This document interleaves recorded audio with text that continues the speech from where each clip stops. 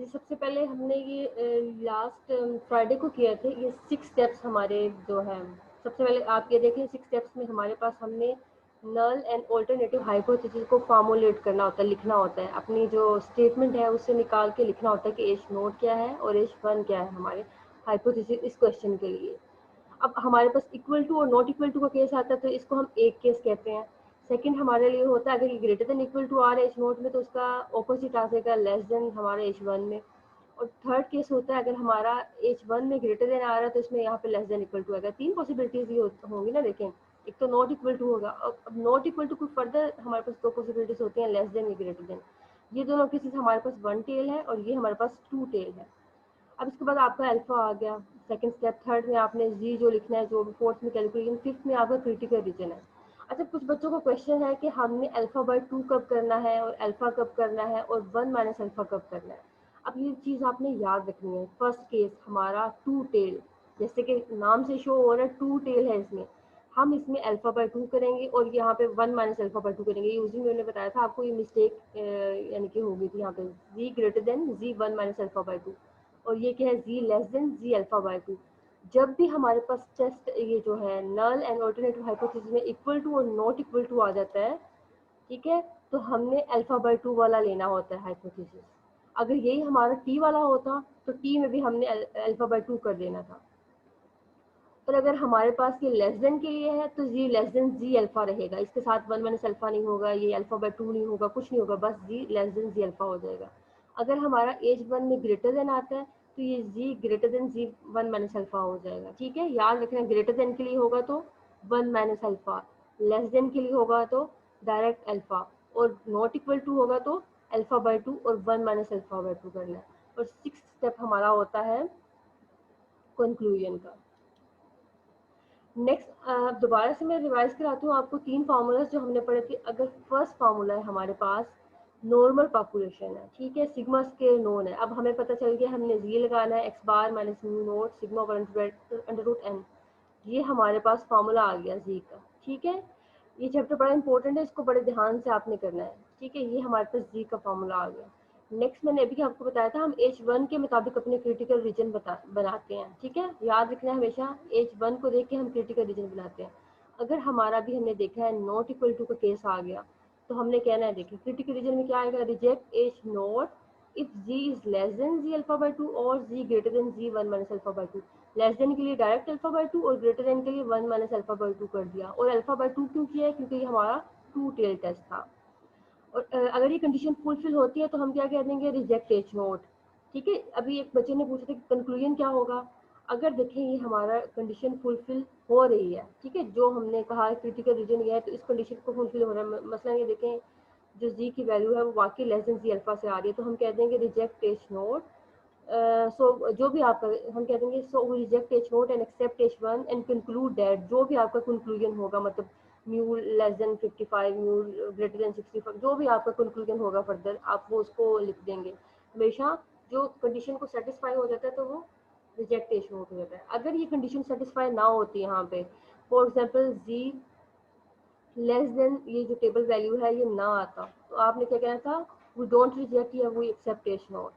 ठीक है, ये डिफरेंस है इसमें। अगर कंडीशन फुलफिल होगी तो रिजेक्ट एच नॉट, अगर कंडीशन फुलफिल ना हुई तो we don't reject H naught, या फिर कह सकते हो वी एक्सेप्ट एच नॉट। मैं तो यूजली वी एक्सेप्ट कहती थी। ठीक है, एक हो गया रिजेक्ट एच नॉट या एक उसका रिवर्स हो गया एक्सेप्ट एच नॉट।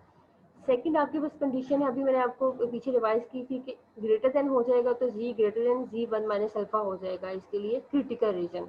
ये हमारा हाइपोथेसिस है अल्टरनेटिव और ये हमारी क्रिटिकल रीजन की कंडीशन है। ये तो आपको पता है, आपने जो टेस्ट स्टेटिस्टिक है फार्मूला वो उसके मुताबिक निकाल लेंगे। जी वन माइनस अल्फा आप टेबल की वैल्यू निकाल लेंगे, दोनों को कंपेयर करेंगे और देखेंगे अगर ये कंडीशन फुलफिल होगी तो रिजेक्ट एच नॉट, अगर कंडीशन फुलफिल ना हुई तो एक्सेप्ट एच नॉट। ठीक है, नेक्स्ट है थर्ड कंडीशन लेस देन। अगर ये कंडीशन देखिए लेस है तो यहाँ पे जी लेस देन जी अल्फा आ गया। यहाँ पे हमने वन माइनस अल्फा नहीं किया, यहाँ पे हमने अल्फा बाय टू नहीं किया। ये याद रखना है, वन टेल में तो अल्फा बाय टू होता ही नहीं है ना, ये दोनों कंडीशन आपकी वन टेल है। वन टेल में अल्फा अल्फा ही रहता है, लेकिन ग्रेटर देन के केस में वन माइनस अल्फा बन जाता है और लेस देन के केस में अल्फा रहता है जस्ट। ठीक है, ये तो हमारा जी का केस हो गया। सेकंड आपका देखिए, एनी पॉपुलेशन हो, सिग्मा स्केयर नॉन हो और एन लार्ज हो, यहाँ पे हमारी कंडीशन क्या है, एन लार्ज हो, सिग्मा स्केल अननोन हो और एन पॉपुलेशन कोई भी पॉपुलेशन हो, एन लार्ज होने की वजह से वो नॉर्मल को अप्रोच कर जाती है। इसमें भी हम जी लगाएंगे और ये टेस्ट स्टेटिस्टिक हमारे सेम रहेंगे जी के केस में, ये वाले तीनों। यहाँ पे हमारी जो है क्रिटिकल रीजन चेंज होंगे, नॉर्मल पॉपुलेशन हो, सिग्मा स्केल अननोन हो और थर्ड कंडीशन होती है एन हमारा स्मॉल हो। एन स्मॉल होगा, सिग्मा स्केल अननोन होगा तो हम ये टी टेस्ट लगाते हैं। अब टी टेस्ट का फॉर्मूला सेम देखें आप, जी की तरह ही होता है हमारा, जो जी एन लार्ज वाले की तरह ही होता है, बस इसके टेस्ट जो क्रिटिकल रीजन में सॉरी डिफरेंस आता है। अगर हमारा H1 है, ऑल्टरनेटिव हाइपोथेसिस हमारा था mu not equal to mu naught, ठीक है।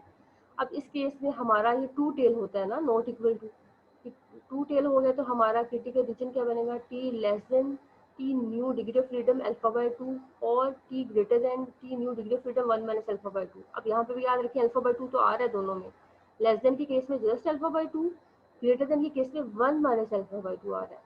सिमिलरली अगर हमारे पास ऑल्टरनेटिव हाइपोथेसिस ग्रेटर देन के केस में आ जाता है तो हम reject H naught if T greater than T alpha by new degree of freedom 1 minus alpha, और अगर हमारा लेस देन हो जाएगा तो reject H naught if T less than T nu degree of freedom और अल्फा। याद रखना है, लेस देन है तो डायरेक्ट अल्फा आ जाएगा, ग्रेटर देन है तो 1 माइनस अल्फा आएगा, और अल्फा ही आएगा इन दोनों केसेस में क्योंकि ये हमारे वन टेल है, ये हमारा टू टेल है नॉट इक्वल टू, इसलिए यहाँ पे अल्फा बाय 2 और 1 माइनस अल्फा बाय 2 आया था। ठीक है, ये आपने 3 फार्मूलाज पढ़े थे और वो 6 स्टेप्स आपने करने हैं, बस ये है। इसके बाद हम नेक्स्ट देखते हैं, आज हम एग्जांपल से स्टार्ट करना था। एग्जांपल है 13.9, who wish to test the hypothesis that the mean weight of a population of people is 140 IB। अब देखें यहाँ पे आपको एक पॉपुलेशन मेंशन किया, इसका मतलब है ये आपका म्यू है। Using sigma equal to 15 IB, अब आपको सिग्मा भी बता दी है, पॉपुलेशन का अल्फा भी बता दिया है, और एन इज इक्वल टू 30। अब अगर आपने याद रखना है अल्फा अगर आपको क्वेश्चन में गिवन नहीं है तो आपने 5% ही लेना है, ठीक है, अगर क्वेश्चन में जहाँ कहीं भी गिवन नहीं होगा। एंड सैंपल ऑफ 36 पीपल, अब ये आपका क्या है, सैंपल है तो ये हमारा n हो गया। Find the value of X bar, यहाँ पे आपको एक्स बार गिवन नहीं है, आपने एक्स बार फाइंड करना है, which would lead to a rejection of the hypothesis, जो कि हमें रिजेक्शन की जो है बताए कि अगर एक्स बार की वैल्यू ये होगी तो ये हमारा हाइपोथेसिस रिजेक्ट होगा, हमने वो कंडीशन निकालनी है। अब ये आपकी बुक पे भी हुआ है लेकिन मैंने इसको आपके लिए यहाँ पे कर लिए। एग्जाम्पल 13.9 देखें, आपके पास सबसे पहले तो वैल्यूज है, म्यू की वैल्यू आ गई, सिग्मा की वैल्यू, अल्फा की वैल्यू, एन की वैल्यू आ गई, और एक्स बार आपने फाइंड करना है। अब सबसे पहले आपने नल एंड ऑल्टरनेटिव हाइपोथेसिस लिख देने जो आपको गिवन है। अल्फा आपने लिख लिया, लेवल ऑफ सिग्निफिकेंस हमारे पास 5% था। अब आपने याद रखना है यहाँ पे टू टेल है ना, ये देखें अभी टू टेल था तो हमने अल्फा बाय 2 भी कर लिया, 1 माइनस अल्फा बाय 2 भी कर लिया, ठीक है, यहाँ तक हमने काम कर लिया लेवल ऑफ सिग्निफिकेंस में। थर्ड हमारा स्टेप होता है टेस्ट स्टैटिस्टिक, हमने टेस्ट स्टैटिस्टिक का फॉर्मूला लिख लिया। आपने जो है क्वेश्चंस करने हैं, जो ये मैंने स्टेप्स लिखे हैं ऐसे स्टेप्स लिखने हैं, जो बुक में है वो 8 स्टेप्स है, वो नहीं आपने करने, आपने इस तरह करने हैं। फोर्थ स्टेप है हमारा कैलकुलेशंस, हमने एक्स बार की वैल्यू पुट कर दी, म्यू की वैल्यू पुट कर दी, सिग्मा एन की जो जो वैल्यू हमें गिवन थी वो पुट कर दी। अब यहाँ पे हम एक्स बार की वैल्यू गिवन नहीं थी, वो अननोन हमने एज इट इज रख दिया। फिफ्थ हमारी कंडीशन होती है, मतलब स्टेप होता है क्रिटिकल रीजन। अब क्रिटिकल रीजन में आपको पता है ये टू टेल टेस्ट है, तो आपका क्या होगा, आप कहेंगे reject is not if Z less than ji alpha by 2 और Z greater than Z 1 minus alpha by 2। आपने अल्फा बाय 2 की वैल्यू निकाल ली जी की, तो ये -1.96 आ जाएगी, जी 1 माइनस अल्फा बाय 2 करेंगे तो 1.96 आ जाएगी, एक नेगेटिव के साथ एक पॉजिटिव के साथ, लेकिन वैल्यू सेम होंगी। जी की जो ऊपर आपने वैल्यू आपने फाइंड की थी, मतलब जो भी आपने कैलकुलेट की है वो लिख दी। अब इसमें हमारा एक्स बार अननोन है इसलिए हमारी वैल्यू एज इट इज इस तरह से ही आ गई, ठीक है। अब नेक्स्ट आपने क्रॉस मल्टीप्लिकेशन करनी है, इसको इधर मल्टीप्लाई कर देंगे, 140 को जाके ऐड कर देंगे, आपके पास एक्स बार की वैल्यू आ जाएगी। सिमिलरली इसको भी क्रॉस मल्टीप्लिकेशन करेंगे और 140 को ऐड कर देंगे, हमारे पास ये वैल्यू आ जाएगी, ठीक है। अब ये हमारी कंडीशंस हैं कि हमारा रिजेक्ट एच नोट होगा, हमारी कंडीशन ये होती है ना क्रिटिकल रीजन में, reject H naught if this. अगर हम अब यहाँ पे उन्होंने कहा था कि आपने हमें कंडीशन बतानी है कि कब रिजेक्ट होगा एच नोट, आपने कहना है so we conclude that if reject H naught if either X bar less than 135, अगर आपका एक्स बार जो है इससे छोटा हो जाए, और एक्स बार ग्रेटर देन 144.4, या आपका एक्स बार इससे बड़ा हो जाए तो आपका रिजेक्ट एच नोट हो जाएगा। अगर वो इन दोनों के दरमियान में आता है तो हमारा एच नॉट रिजेक्ट नहीं होगा। अब इसमें हमने इसलिए इस तरह का कंक्लूजन किया है क्योंकि हमारे पास एक्स बार नहीं था तो हमने एक्स बार की फॉर्म में कंक्लूजन बताया। अदरवाइज आपने वर्डिंग में बताना होता है रिजेक्ट एच नॉट। अभी हम करेंगे क्वेश्चन तो अभी आप देखेंगे इसमें।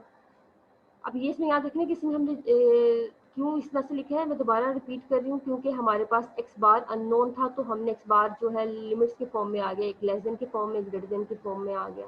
यानी कि एग्जैक्ट वैल्यू तो नहीं ना, ये हमारे पास लेस देन और ग्रेटर देन की फॉर्म में आई है। तो हम कह देंगे रिजेक्ट एच नोट, अगर इससे हमारा स्मॉल हो गया, इससे हमारा बड़ा हो गया तो हम रिजेक्ट एच नोट कर देंगे। अदरवाइज अगर आपकी स्टेटमेंट में डायरेक्ट इस तरह से होता है, ये देखें रिजेक्ट एच नोट, तो हमने कहते so we accept H naught and conclude that mu is not equal to 140। अब ये जिन बच्चों को क्वेश्चन था कि कंक्लूजन कैसे लिखना है वो भी देख लें। अगर यहाँ पे हमारा देखिए रिजेक्ट एच नोट हम हो जाता है, for example reject H naught हो जाता है, तो हम कहते हैं reject H naught and accept H one and conclude that mu is not equal to 140। ठीक है, आपने इसको एक्सेप्ट किया तो अब इसको फिर बताना भी है कि क्या शो कर रहा है ये। ठीक है, अब नेक्स्ट हम नेक्स्ट एग्जाम्पल की तरफ जाते हैं। एग्जाम्पल है 13.10। अगर किसी को समझ नहीं आए तो दोबारा से वीडियो को आप देख सकते हो, आपको ज़्यादा क्लियर हो जाएगा। ठीक है, 13.10, an ultrasonic equipment manufacturer uses a component in one of its machines। अब यहाँ पे आपने ये याद रखना है, इनकी लंबी लंबी स्टेटमेंट्स होती हैं, इससे कंफ्यूज नहीं होना है आपने कि पता नहीं क्या उन्होंने लिखा हो। पहले कहानियाँ लिखी होती हैं, बाद में आपको जो क्वेश्चन इसी के अंदर, मतलब आपको जो चीज़ें निकालनी होती हैं वो सारी इसके अंदर ही होती हैं। that must withstand considerable stress from vibrations while the machine is operating. And all metal component has been available for some years from a supplier. Extensive historical experience has shown this component has a mean service life 1100 hours। अब ये इन्होंने हमारा देखे, ये हमारा क्या होगा, mu होगा या एक्स बार होगा? ये हमारा म्यू होगा, क्योंकि इससे पहले कोई सैंपल का जिक्र नहीं हुआ, तो इसका मतलब ये हमें जो पॉपुलेशन की वैल्यू गिवन है। To research division of the green of the supplier has just developed a modified component constructed from a plastic metal and bonded in a special way. The manufacturer wishes to know whether or not the mean service life of modified component mu exceeds। अब यहाँ पे देखें, mu exceeds life of 1100। Exceed के लिए क्या आता है, greater then आता है। अब आप खुद जज करेंगे ग्रेटर देन हमें एच नोट में गिवन होता है या एच वन में। एच वन में गिवन होगा, हमेशा इनइक्वालिटी हमें एच वन में गिवन होती है। ठीक है, और for original component test hypothesis one, ये आपको लेवल सिग्निफिकेंस अल्फा गिवन है, इज सैंपल ये आपको एन गिवन है, एक्स बार गिवन है और ये एस गिवन है। ये सारी कहानी लिखने के बाद एंड पे आपको सारी वैल्यूज गिवन है। अब ठीक है, इसको हम सबसे पहला स्टेप होता है कि हम सारी वैल्यूज को लिख लें और अपना null and alternative hypothesis formulate कर लें। अब यहाँ से हमें पता चल गया ग्रेटर देन आएगा हमारा एच वन में, तो उसका ऑपोजिट क्या आ जाएगा, हमारा लेस देन इक्वल टू हमारा एच नोट में आ जाएगा। सेकंड स्टेप वही हमने अल्फा लिख लिया, वहाँ से हमें पता चल गया हमारा ये है ग्रेटर देन, तो critical region 1 minus alpha y होगा, तो हम यहाँ पे 1 माइनस अल्फा यहाँ पे कैलकुलेट कर लें, चाहे आप क्रिटिकल रीजन में कर लें, जैसे आपको फिजिबल लगे। थर्ड स्टेप हमने टेस्ट स्टैटिस्टिक लिख लिया। फोर्थ स्टेप में हमने टेस्ट स्टैटिस्टिक की वैल्यू कैलकुलेट कर ली, हमारे पास 0.568 आ गई। अब हमारा जो है नेक्स्ट स्टेप होता है critical region. Reject H naught if ji is less than greater than this value. अभी आपने ऊपर अलग सेपरेट वैल्यू कैलकुलेट कर ली, लेकिन आप यहाँ पे भी कर सकते हो। यहाँ पे आपने वैल्यू कैलकुलेट की तो आपके पास टेबल की वैल्यू 2.326 आ गई। 0.99 के अगेंस्ट हम देख लेते हैं।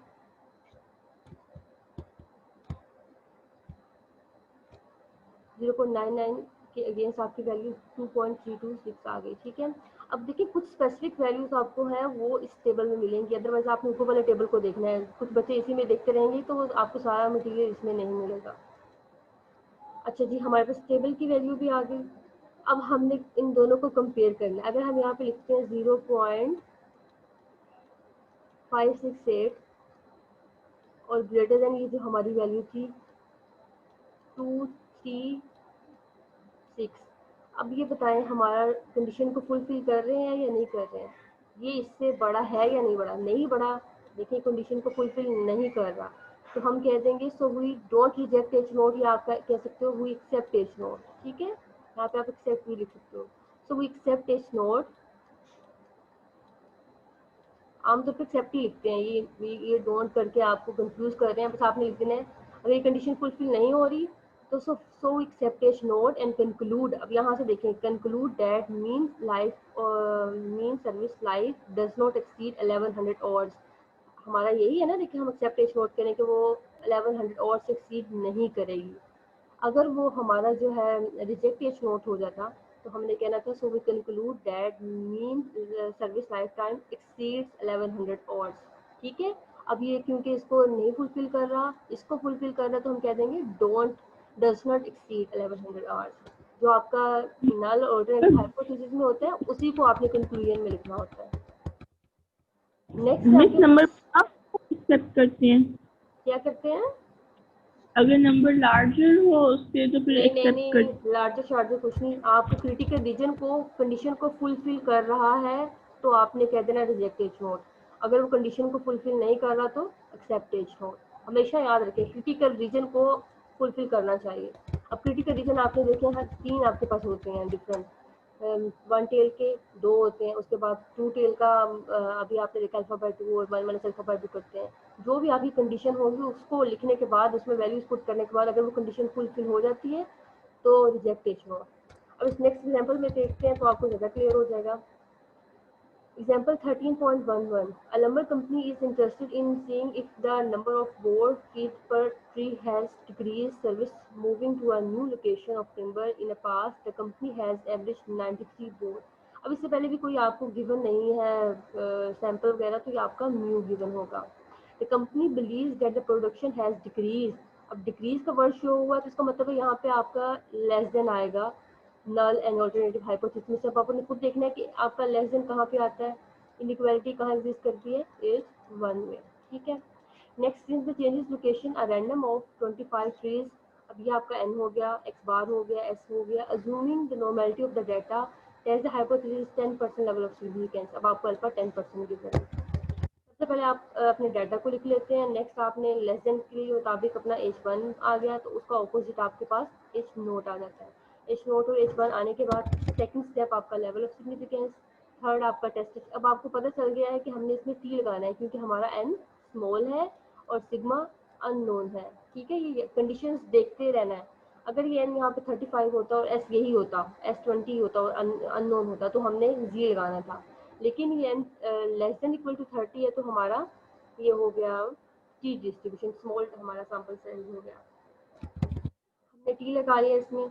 अब टी के लिए आपको पता है इसका फॉर्मूला क्या होता है, T less than T alpha. अब ये लेस देन का केस है तो टी अल्फा हो जाएगा और साथ डिग्री ऑफ फ्रीडम आपका क्या हो जाएगा n-1। हमेशा n-1 होता है। अगर टू सैंपल होंगे तो n1 प्लस n2 -2 हो जाएगा। अगर वन सैंपल है तो n-1 होगा। अब आपने सबसे पहले तो डिग्री ऑफ फ्रीडम निकाल लिया, एन आपके पास था 25, -1 किया 24 आ गया। और वहाँ से आपने टेबल वैल्यू देखनी है, डायरेक्ट अल्फा देखना है, अल्फा बाय 2 नहीं देखना, 1 माइनस अल्फा नहीं देखना क्योंकि ये लेस देन था। अब मैं आपको देखना बताती हूँ कैसे देखते हैं। टी का टेबल 24 के अगेंस्ट 0.10 देखना आपने, 24 के अगेंस्ट, ये देखिए टी का टेबल आ गया 24 के अगेंस्ट 0.10। 0.10 तो ये है सेकंड लास्ट को, और 24 ये हमारी वैल्यू क्या आ गई है -1.318। ठीक है, हमारी वैल्यू यहाँ पे आ गई -1.318। अब इसके बाद हमारी कैलकुलेटेड वैल्यू क्या आ जाएगी -1। पहले कैलकुलेटेड वैल्यू करते हैं बाद में टेबुलेटेड वैल्यू करते हैं, इन्होंने स्टेप ऊपर नीचे किए होते हैं बुक वालों ने। आपने वही स्टेप फॉलो करने जो मैंने 6 बताए थे। अच्छा, इसके मुताबिक अब हमारा क्या हो गया -1, हमारा क्रिटिकल रीजन क्या है टी, टेबल की जो calculated value less than table वाली वैल्यू। ठीक है, T nu degree of freedom और अल्फा। अब ये वाला टी आपके पास क्या आया है -1 और टी टेबल वाली वैल्यू क्या आई है -1.318। अब ये कंडीशन फुलफिल हो रही है या नहीं, हम कहते हैं रिजेक्ट एच नोट। हमारी कंडीशन ये इस तरह से होती है, reject H naught if,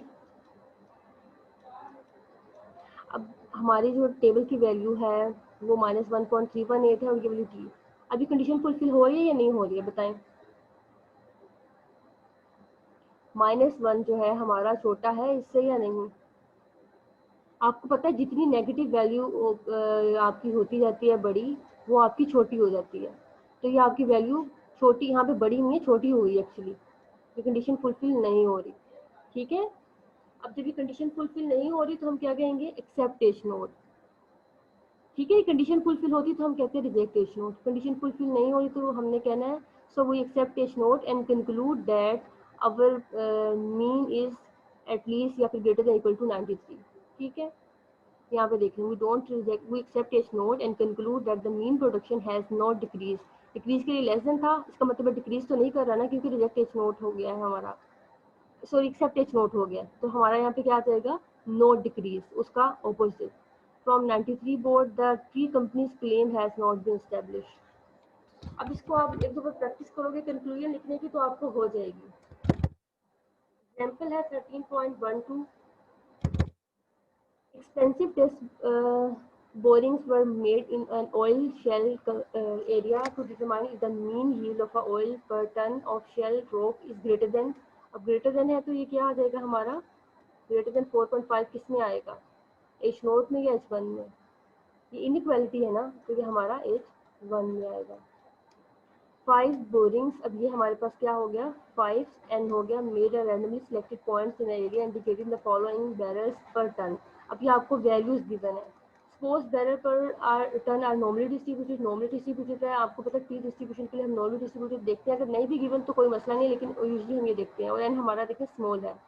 perform a test of hypothesis 5% level of significance, आपको अल्फा गिवन है 5%। अब आपको वैल्यूज गिवन है, ना तो आपको मीन गिवन है और ना आपको एक्स बार यानी कि एक्स बार गिवन है और ना आपको सिग्मा या एस गिवन है, और एन भी स्मॉल है। तो हम सबसे पहले करेंगे अपना एक्स बार फाइंड करेंगे इस डाटा से और एस हेड फाइंड करेंगे। अब आपने देखना है यहाँ पे हमने n-1 वाला यूज किया है, अनबाइस वाला। ठीक है, यही आपने कैलकुलेट करना होगा जब भी आपको कैलकुलेट करना पड़ेगा क्वेश्चन में। आपने एक्स बार एस की वैल्यू कैलकुलेट कर ली और आपको यहाँ से पता चल गया कि आपका ग्रेटर देन आ जाएगा H1 में और लेस देन इक्वल उसका ऑपोजिट हम आपका आ जाएगा H नोट में। आपने नल अल्टरनेटिव हाइपोथेसिस फॉर्मुलेट कर लिए, अल्फा लिख लिया। अब ग्रेटर देन है तो आपको पता है यहाँ पे 1 माइनस अल्फा करना पड़ेगा आपको। थर्ड हमारा स्टेप होता है टेस्ट स्टैटिस्टिक, हमने फार्मूला लिख लिया। फोर्थ स्टेप होता है हमारा कैलकुलेशन करके आपने वैल्यू निकाल ली, आपके पास आ गई 1.40। ठीक है, अब ये वैल्यू आ गई, अब ये वाली वैल्यू टेबल की वैल्यू हमने फाइंड करनी होगी। 0.95 के अगेंस्ट आपने डिग्री ऑफ फ्रीडम 4 के अगेंस्ट अपनी वैल्यू देखनी है। 4 डिग्री ऑफ फ्रीडम के अगेंस्ट 0.95, ये 4 है और इसके अगेंस्ट 0.95 इस पेज पे नहीं है, ये है हमारे पास 4 के अगेंस्ट 0.95 2.132 हमने अपनी टेबल की वैल्यू भी लिखी और कैलकुलेटेड वैल्यू भी आ गई। नेक्स्ट हमने अपनी क्रिटिकल रीजनिंग में पुट करनी है, तो फिर क्या करेंगे हम, reject H naught if T is greater than this. अब ये तो टेबल वैल्यू यहाँ पे उन्होंने लिखी और ये वाली वैल्यू यहाँ पे क्या होगी 1.40। ठीक है, अब ये देखिए कंडीशन फुलफिल हो रही है या नहीं, 1.40 ग्रेटर देन 2.132, ये ग्रेटर देन है या नहीं है, नहीं है ना। ये देखिए 1.4 कहाँ बड़ा है इससे, तो इसका मतलब ये कंडीशन फुलफिल नहीं हो रही। और जब कंडीशन फुलफिल ना हो तो हम क्या करते हैं, एक्सेप्ट एच नोट। याद रखना है हमेशा, जब कंडीशन फुलफिल ना हो तो एक्सेप्ट एच नोट, अगर कंडीशन फुलफिल हो जाए तो हम रिजेक्ट एच नोट करते हैं। हमने कह दिया so we accept H naught and conclude that mean yield is not greater than 4.5 barrel. ठीक है, नेक्स्ट है आपके पास example 13.13, cattle rancher has changed the type of feed he uses to fatten his cattle for sale. The feed company claims that the new feed will increase. अब increase आ गया, देखें ये wording आपने खुद जज करनी है कि आप स्टेटमेंट में कहाँ आपको कौन सा हाइपोथेसिस क्या चीज़ गिवन है।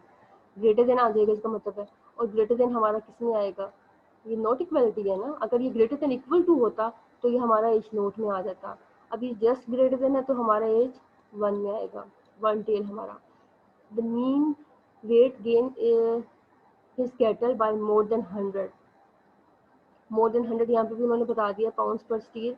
Assuming the weight gain of cattle is normally distributed, that's the hypothesis of feed company, and this is आपका level of significance, previously the mean weight। अब यहाँ पे याद रखिए, सबसे पहले तो उन्होंने बता दिया कि आपका ये हुआ है, नेक्स्ट उन्होंने कहा प्रीवियसली, जबकि पीछे उसका पहले जो आप उसका वेट था वो 800 बैरल था, मतलब पाउंड्स था, सॉरी। अब आपने इन दोनों को ऐड करना होगा, ठीक है, न्यू वाले को भी पुराने वाले को, ये दोनों आपके पॉपुलेशन के मीन को ऐड करेंगे तो आपके पॉपुलेशन मीन बनेगा ये वाला, ठीक है। नेक्स्ट उन्होंने कहा है कि ये तो आपको सारी चीजें अभी तक गिवन थी, ये सारी पॉपुलेशन की गिवन थी। नेक्स्ट वो कहते हैं कि आपका 30 जो है ये आपका सैंपल साइज है, एन है, X bar is this and standard deviation is this, ये आपको एस गिवन है। और ऊपर जो आपको दोनों गिवन थी वैल्यूज, ये आपको मीन के लिए गिवन थी कि पहले अब ये है 100 पाउंड्स और पहले था आपका 800 पाउंड्स। आपने इन दोनों को ऐड कर लिया, ये 900 बन गया। और ग्रेटर देन आपका, आपने पहले देख लिया था कि स्टेटमेंट में मोर देन या ग्रेटर देन का वर्ड यूज हुआ है तो आपका ये इसमें आ जाएगा, ठीक है। आपने दोनों को ऐड कर लिया, 900 वैल्यू बन गई, mu greater than 900, mu less than 900।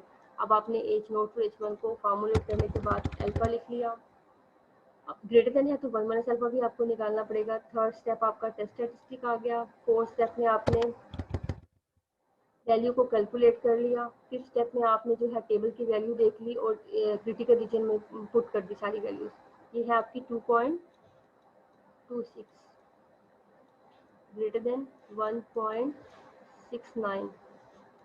अब ये कंडीशन फुलफिल हो रही है या नहीं हो रही है, ये इससे बड़ा है या नहीं, तो ये इससे बड़ा है। देखें 2.26 हमारा ग्रेटर देन है 1.69 से, तो हम कह देंगे so we reject H naught. अब इस कंडीशन में आपका रिजेक्ट एच नोट ही हो रहा है, so we reject its note and conclude that mean weight is more than 900 pounds. The feed company claims has been established। ठीक है, जो कंपनी ने क्लेम किया था वो हमारा स्टेब्लिश हो गया। उसने कहा था ना कि ग्रेटर देन होगा, तो वाकई ग्रेटर देन है क्योंकि वो लेस देन इक्वल टू को फुलफिल नहीं किया।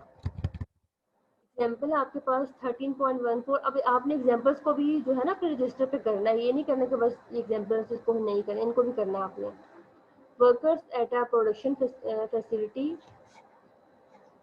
are required to assemble a certain part in 2.3 minutes in order to meet the production। अब यहाँ पे आपको n गिवन नहीं है, तो इसका मतलब है ये हमारा जो म्यू है ये म्यू गिवन है, सॉरी एक्स बार गिवन नहीं होगा, एवरेज जो है मीन की गिवन है। द असेंबली रेट पर part is assumed to be normally distributed। normally distributed भी बता दिया। 6 वर्कर्स, ये आपका n हो गया, are selected at random and time in assembling a part।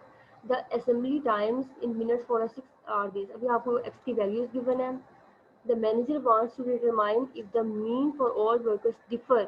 ये मैंने आपको पहले बताया था कि जहाँ पे भी डिफर का वर्ड यूज हो जाए, चेंज का वर्ड यूज हो जाए, तो आपने इक्वल टू और नॉट इक्वल टू वाला ही आपका जो है हाइपोथेसिस बनेगा। 2.3 perform a test of hypothesis 5% level of significance. आपको अल्फा गिवन है 5%, आपने equal to not equal to का इसका हाइपोथेसिस बनाना है, और आपने जो 6 वैल्यूज गिवन है, आपको यहाँ पे बार भी गिवन नहीं है और एस भी गिवन नहीं है, तो आपने ये दोनों फाइंड कर लेने हैं, एक्स और एक्स बार और एस। ठीक है, ये दोनों जब फाइंड हो जाएंगे, इसके बाद आपका फर्स्ट स्टेप आपने दोनों हाइपोथेसिस लिख लिए, लेवल ऑफ सिग्निफिकेंस लिख लिया। अब यहाँ पे आपको पता है अल्फा बाई 2 भी करना पड़ेगा और 1 माइनस अल्फा बाई 2 भी, क्योंकि ये 2 टेल टेस्ट है। ठीक है, आपका टेस्ट स्टैटिस्टिक आ गया। फोर्थ स्टेप आपका आ गया, आपने वैल्यूज को कैलकुलेट कर लिया। नेक्स्ट आपका स्टेप होता है क्रिटिकल रीजन। क्रिटिकल रीजन में आपने जो टेबल की वैल्यू आती है वो लिख ली, और जो आपने कैलकुलेट की हुई थी वैल्यू वो लिख ली, और उनको कंपेयर किया। यहाँ पे देखें, ये टी की वैल्यू हमारे पास ये वाली आती है -1.166। हमने कहना reject H naught if -1.166 less than 2.571। अब ये इससे छोटी है या नहीं, आपको पता है जितनी वैल्यू हमारी बड़ी होती जाती है वो छोटी होती जाती है नेगेटिव के केस में। ठीक है, अब यहाँ पे अगर हम लिखते हैं -1.16 तो क्या हो जाएगा, लेस देन दिस वाली वैल्यू -2.57। ये देखिए ये वैल्यू इससे छोटी है, देखने में तो आपको ये वैल्यू छोटी लग रही होगी, लेकिन आपको पता है जितनी वैल्यू बड़ी होती जाती है नेगेटिव में वो उतनी छोटी होती जाती है, इसका मतलब ये कंडीशन फुलफिल नहीं हो रही। अब हमें पहली कंडीशन ही फुलफिल नहीं होती, दूसरी को देखने की जरूरत ही नहीं, हम पहले ही कह देंगे हम क्या कर रहे हैं, सॉरी ये कंडीशन फुलफिल हो रही है या नहीं हो रही है, पता नहीं हो रही है ना, तो हम कह देंगे accept H naught and conclude that the average assembly time is 2.3 minute. अगर ये कंडीशन फुलफिल हो जाती तो हमने कहना था रिजेक्ट एच नोट, दूसरी दोनों को मतलब देखना था। अब लेकिन एक ही नहीं हमारी फुलफिल होती, इसका मतलब है दूसरी को फिर देखने की जरूरत नहीं है, एक से पता चल गया। अच्छा जी, अब आपकी एक्सरसाइज आती है 13.2, आपने क्वेश्चन नंबर 2, 3 और 4 मैंने आपको दिया था करने के लिए, फिफ्थ का 1 पार्ट था। आज हमने देखना है फिफ्थ के बी पार्ट से। In a syrup filling factory the mean weight per बोतल इज क्लेम्ड इज दिस, ये आपका म्यू गिवन है, रैंडम सैंपल आपको 100 बताया, मतलब ये आपका एन है। Bottle is taken and the test statistic use is X bar. अब यहाँ पे आपको एक्स बार गिवन नहीं है। The mean weight of the sample for the alpha, ये आपको अल्फा गिवन है। Find the critical values for the test statistic and formulate the decision rule. assume the weight to be normally distributed with the sigma scale this। अब आपको सारी चीज़ें given है, आप देखिए क्वेश्चन में आपको एक्स बार गिवन नहीं है, जो हमने फर्स्ट एग्जांपल की थी आज उसमें भी हमें एक्स बार गिवन नहीं था। तो आपने सारे वो स्टेप्स करने हैं, पहले आपने एच नोट लिख लेना है, एच वन लिख लेना है, उसके बाद आपका जो है अब ये यहाँ पे आपका इक्वल टू और नॉट इक्वल टू का केस बनता है। नेक्स्ट आपने लेवल ऑफ सिग्निफिकेंस लिखना है, उसमें alpha alpha by to, one minus alpha by to. Third में आपने जी की वैल्यू लिखनी है। फोर्थ में आपने जी में वैल्यू सारी पुट कर देनी है, एक्स बार आपका अननोन है तो X bar as it is put करेंगे। फिफ्थ स्टेप में आपने क्रिटिकल रीजन में जो है जी less than ji alpha by two, Z greater than ji one minus alpha by two करके क्रॉस मल्टीप्लीकेशन करनी है और आपके पास एक्स बार की वैल्यूज आ जाएंगी। तो आप कह देंगे कंक्लूजन में reject is not if x bar is less then 15.68 और एक्स बार ग्रेटर देन 16.32। ठीक है, जो आज हमने एग्जाम्पल की उसकी तरह था। क्वेश्चन नंबर है आपका 6 का A part, a random sample of 36, ये आपको एन गिवन है। From a soft drink machine has been average, ये आपको एक्स बार गिवन है। On this with standard deviation, ये आपको एस गिवन है, क्योंकि सारी चीज़ें आपको सैंपल के बाद गिवन है। टेस्ट द हाइपोथेसिस, ये आपको म्यू गिवन है, ये आपको सिग्मा गिवन है, अल्फा गिवन है। तो आपने सारी चीज़ें तो गिवन है, बस आपने इसमें कौन सा फॉर्मूला लगेगा, जी का लगेगा या टी का लगेगा। इसमें हमारा जी का लगेगा, एन हमारा क्या है ग्रेटर देन 30 है, लार्ज सैंपल वाला केस। बी पार्ट है 6 का, it is claim that automobile is driven on the average at most. At most के लिए क्या होता है, एट लीस्ट के लिए तो आपको पता है ना कि ग्रेटर देन इक्वल टू होता है, और एट मोस्ट के लिए क्या होता है लेस देन इक्वल टू। अब लेस देन इक्वल टू हमारा एच नोट में आएगा या एच वन में आएगा, क्योंकि साथ इक्वालिटी होल्ड कर रही है तो ये हमारा एच नोट में आएगा। लेस देन इक्वल टू है इसलिए हमारा एच नोट में, अगर ये जस्ट लेस देन होता तो एच वन में आता। ठीक है, अब ये हमारा हाइपोथेसिस हो गया, H naught given. To test this claim a random sample of 100, ये आपको एन गिवन है। Owners are asked to keep a record of kilometre they travel, would you agree with the claim if the random sample showed an average. ये आपको X bar given है, ये आपको S given है और ये आपको अल्फा गिवन है। ठीक है, सारी चीज़ें गिवन है, बस आपने क्वेश्चन कर लेना इसके मुताबिक। और इसमें आपका जो है सिग्मा अननोन है, लेकिन आपका एन क्या है 100 लार्ज है, तो आपका जी ही लगेगा इसमें भी। और इसका क्रिटिकल रीजन क्या बन जाएगा, आपने एच वन के मुताबिक देखना होता है ना, तो ग्रेटर देन है तो जी ग्रेटर देन जी वन माइनस अल्फा हो जाएगा।